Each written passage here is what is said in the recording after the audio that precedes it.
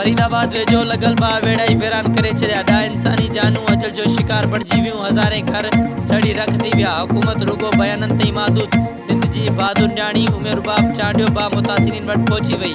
बा मुतासिरीन वटि पहुची पंहिंजी मदद पाण तात। फोत थी वलनि जे वारसनि खे ॾाढा हज़ार रुपया ऐं 200 राशन जा पैकेट तक़सीम कया विया।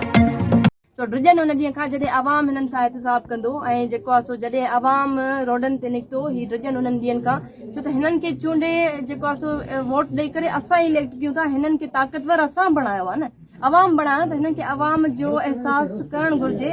ऐं ही ड्रिजन उन ॾींहं खां जॾहिं अलाह सां ई इंसाफ़ कयो। ईअं न थिए जो सुभाणे अॼु हिननि जा ॻोठ वारनि जा बचा सड़िया आहिनि। ख़ुदा न ख़ासा जेकॾहिं तव्हांजे बचनि ते इहो वक़्तु हुजे तव्हां सोचे ॾिसो त असांजा हुकुमरान छा चूंडियल नुमाइंदा ईअं चुप वेहनि न। सो इहे शयूं बंदि थियणु घुरिजनि ऐं सिंध जा माण्हू सिंध जे मारूड़नि जी जो तदारक थियणु घुरिजे ऐं chief justice Sindh high court खां वरी बि गुज़ारिश कंदमि त हिन मामले जो नोटिस वठो ऐं सिंध जी आवाम खे गुज़ारिश आहे त अची करे हिते ॾिसो ऐं हिननि जी जेका बि माली थी सघे मॉरल जेका सपोर्ट थी सघे या जेके बि ऑर्गेनाइज़ेशन आहिनि हिते अची करे विज़िट कनि ऐं हिननि जी मदद कनि।